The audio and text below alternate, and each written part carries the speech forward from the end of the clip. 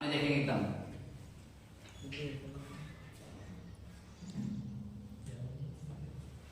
आज की क्लास है 10th के लिए HCF एंड LCM का बेसिक। ये हम इसीलिए बता रहे हैं कि HCF और LCM निकालने के लिए हमको बेसिक आना चाहिए। ठीक है, तो बेसिक निकालने के लिए हमारे पास ये ट्रिक थी, हमारे पास ये नंबर थे। 2 से 36 को काटा कितनी बार? 18 बार। लेकिन पता कैसे चला कि 36 2 से ही कट रहा है? सर हमने यहाँ लिखा हुआ है कि 2 से विभाजित होने के लिए संख्या का अंतिम अंक 0, 2, 4, 6, 8 अगर इनमें से है तो वह संख्या 2 से विभाजित हो जाएगी। तो इसका अंतिम जो अंक था ना वो कितना है? 6 इनमें से है, इसीलिए ये संख्या 2 से विभाजित हो रही है। 2 से विभाजित हो रही है 18 बार और 2 के पहाड़े में आता है 18 9 बार और 3 से 9 कट जाएगा कितनी बार? 3 बार। 3 बार। 3 तिया 9 और 3 एकन 3। हमारे पास 36 के जो गुणनखंड आए हैं उनको हम लिख सकते हैं 2 गुणा 3 गुणा 3 गुणा 1। ये हमारे पास गुणनखंड आ गया। जैसे कि एक संख्या और ले ली हमने, क्या ले ली? 26। क्या ले लिया? 26। तो हमारे पास फिर से 26 में अंतिम अंक कितना है? 6। तो ये भी संख्या कितने से कट रही है? 2 से। तो ये भी मैंने 2 से काटा। 2 एकन 2, 2 में से 2 गया तो कुछ भी नहीं बचा।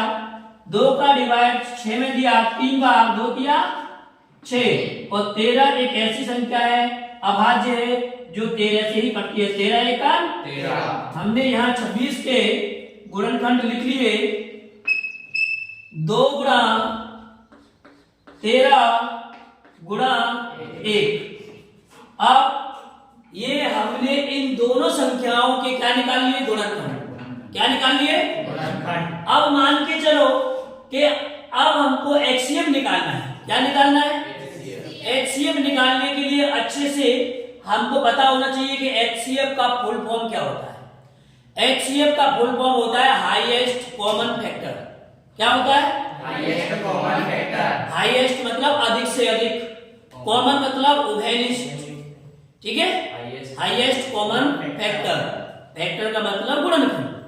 अधिक से अधिक उभयनिष्ठ गुणनखंड मतलब कि समान संख्या कितनी है? अधिक से अधिक। एक को 2 मिल रहा है, दोनों में मिलना चाहिए।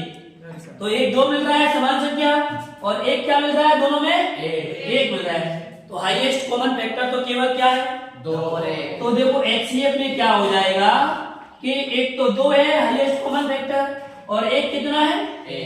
1। मतलब कहने का ये है कि HCF में जितने जोड़े बन जाए उतनी जोड़े बना के उन्हीं संख्या को लेना है। HCF में बात आती है किसकी? LCM की। किसकी बात आती है? LCM की। तो LCM का फुल फॉर्म है लोएस्ट कॉमन मल्टीप्लिकेशन। कम से कम जोड़े बने उनको भी लेना और जोड़े नहीं है उन संख्याओं को भी लेना। मतलब ये कह रहा है कि कम से कम उभयनिष्ठ जोड़े भी बन जाए लेकिन मल्टीप्लिकेटिव जो है ना सभी, उनको सबको ले लेना। ठीक है, तो देखो हमारे पास केवल 2 का जोड़ा बन रहा है, एक 2 का पेयर्स और एक 1 का पेयर्स बन रहा है। तो पहले मैंने इनको ले लिया, बाकी नंबर हमारे पास 2 बचा हुआ है, 3 बचा हुआ है, फिर 3 बचा हुआ है और फिर 13। तो इन सभी नंबरों को भी हम ले लेंगे। तो 2 एक और बचा हुआ है तो 2 को ले लिया, फिर 3 को भी ले लिया, एक 3 और बचा है उसको भी ले लिया, फिर कितना बचा हुआ है? 13। तो इस 13 को भी ले लिया। अब हम इन दोनों के गुणा कर लेंगे। 2 एकन 2, फिर 2 एकन 2 3, मतलब ये देखो गलती हो गई। 2 एकन 2 का गुणा 2 से किया 2 दूनी 4, 4 तिया 12 तिया 36। 36 का गुणा कितने से कर देंगे? 13 से। तो आपको पता है 13 का गुणा 6 से किया, 13 6 13 6 की 78, 78 की 8 हासिल की 7, 13 तिया 39, 39 और 7 46। आंसर आ गया कितना? 400। मतलब अब हमारे पास एलसीएम भी आ गया और एचसीएफ भी आ गया, दोनों आ गए। मतलब ये हमारे पास निकालने की एक विधि है। सबसे पहले हमको गुणनखंड निकालना पड़ता है। गुणनखंड निकालने के बाद उनके गुणनखंड लिखने पड़ते हैं। जैसे मैंने 36 का गुणनखंड निकाला, 36 के गुणनखंड निकाले तो 36 के सामने मैंने उसके गुणनखंड लिखे, 26 के सामने उसके गुणनखंड लिखे। फिर मैंने क्या किया, इसमें से मैंने जोड़े बनाए। क्या बनाए? जोड़े। मतलब 2 और 2 कॉमन, मतलब उभयनिष्ठ है, और जो उभयनिष्ठ होता है उनके ही हम जोड़े बनाते हैं। जैसे कि दोनों में क्या 2 और 2 मिल रहा है तो 2 का जोड़ा बन गया, कॉमन आ गया। 1 और 1 मिल रहा है, कॉमन आ गया। उसके बाद और कुछ कॉमन आ रहा है? नहीं आ रहा। तो एचसीएफ में केवल 2 और 1 का जोड़ा बनना था, कॉमन आ रहा था, तो इसीलिए एचसीएफ ले लिया 2 1 2। तो एचसीएफ कितना आ गया? 2। अब एलसीएम की बात आती है तो एलसीएम में कॉमन भी आते हैं और कॉमन के बाद जितने नंबर्स बचते हैं वो भी आ जाते हैं। तो 2 का एक तो 2 और 1 पहले से कॉमन है कि नहीं? 2 बच गया, 2 को भी ले लिया, एक 3 बचा उसको भी ले लिया, फिर 3 को भी ले लिया, बचा क्या 13 उसको भी ले लिया। अब बात आती है एलसीएम की। तो एलसीएम में इन सभी का क्या करना? गुणा करना। तो 2 1 2, 2 दूनी 4, 4 किया 12, 12 किया 36 और गुणा 13। इनका जब गुणा किया तो कितना गया? 480। आ जाएगा समझ में? इस तरीके से हम क्या निकाल सकते हैं?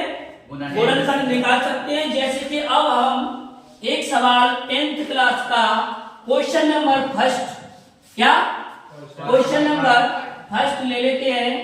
और क्वेश्चन नंबर फर्स्ट में क्या दिया हुआ है? केवल मात्र क्वेश्चन नंबर फर्स्ट में दिया हुआ है कि 140 के अभाज्य गुणनखंड, क्या अभाज्य गुणनखंड, गुणनखंड निकालो। तो हमको 140 के केवल अभाज्य गुणनखंड निकालनी है, न कि एचसीएफ और एलसीएम निकालना। क्योंकि हमारे पास एक ही संख्या है तो एक ही संख्या के तो हम एचसीएफ एलसीएम नहीं निकाल सकते। हमारे पास केवल एक ही संख्या दी हुई है 140, तो हम 140 के क्या निकालेंगे? अभाज्य गुणनखंड। तो जैसे मैंने 140 को लिख लिया और आपको मैं पहले बता चुका हूं कि सबसे कोई भी संख्या हो उसका अंतिम अंक 0 2 4 6 8 अगर है तो वह नंबर 2 से कट हो जाता है। इसका 0 आ गया तो 2 से कट हो रहा है, 2 से विभाजित हो जाएगा। तो 2 से विभाजित किया, 2 का भाग 1 में नहीं जाएगा तो दोनों नंबर में दिया, दोनों संख्या में कितना हो गया? दोनों 14। 2 का भाग 14 में कितनी बार जा रहा है? 7 बार। अब 0 वैसा का वैसा है, ठीक है। अब 2 का भाग फिर देंगे क्योंकि लास्ट टर्म कितना है? 0। 2 का भाग 7 में कितनी बार जा रहा है? 3 बार। 2 दिया, लेकिन 7 में से 6 गया तो शेष पर कितना बच गया? अब 10 हो गया ये। अब 2 का भाग 10 में 5 बार।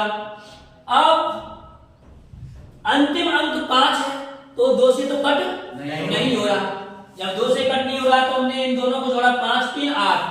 एक रूल्स और है जो 3 का रूल्स है, 3 का नियम है। 3 का नियम ये कहता है कि ऐसी संख्या कि 3 का नियम, क्या 3 का नियम? 3 का नियम है कि ऐसी संख्या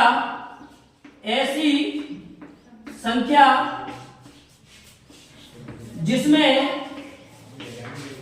सभी अंकों का योग 3 से विभाजित हो जाए तो वह संख्या 3 से विभाजित हो जाएगी। ये आपका कौन सा नियम है? 3 का नियम है। तो एक 5 का भी नियम है। कितने का? 5 का नियम। 5 का नियम क्या कहता है? 5 का नियम यह कहता है कि ऐसी संख्या जिसका जिसका अंतिम अंक क्या, अंतिम अंक 0 या 5 हो, 0 या 5 हो तो वह संख्या 5 से विभाजित हो जाएगी। ये रूल्स है। अब 3 का, तो देखो 3 का नियम क्या कहता है कि इन दोनों का योग 3 और 5 कितना होता है 8। तो क्या 8 3 के पहाड़े में या 3 की टेबल में आता है, नहीं आता, इसीलिए 3 से डिवाइड नहीं होगा। लेकिन 5 का नियम क्या कहता है, अंतिम अंक या तो 0 हो या फिर 5 हो। तो देखो अंतिम अंक 5 है, मतलब ये 5 से विभाजित हो जाएगा। 5 से विभाजित होगा, 5 सत्ते 33। अब 7 को आपको बताइए कि 7 एक अभाज्य संख्या, सिंगल नंबर है, तो 7 से ही कटेगी, 7 एका 7।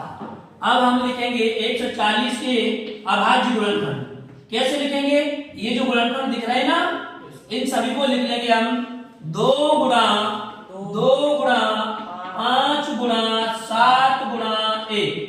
और भी हम अच्छे तरीके से लिखना चाहें तो कैसे, 2 कितनी बार रिपीट हो रहा है, 2 बार, तो हम 2 पे घात कितनी लगा देंगे, 2। क्यों, क्योंकि 2 कितनी बार रिपीट हो रहा है, 2 बार। अगर 2 3 बार रिपीट होता है घात कितनी लग जाती, 3 गुणा 5 एक बार रिपीट हो रहा है 1 बार, और 7 भी 1 बार रिपीट हो रहा है 7 एक बार, बाकी इसको कहेंगे हम अभाज्य गुणनखंड। ये आंसर आ जाएगा। Yes sir. इस तरीके से हम बाकी क्वेश्चन हम कर सकते हैं। 140 हो, कोई भी संख्या हो, नियम तो यही चलेगा, बाकी और कोई नियम नहीं चलेगा। आज के लिए आज की क्लास यही समाप्त करते हैं, ठीक है। Yes sir.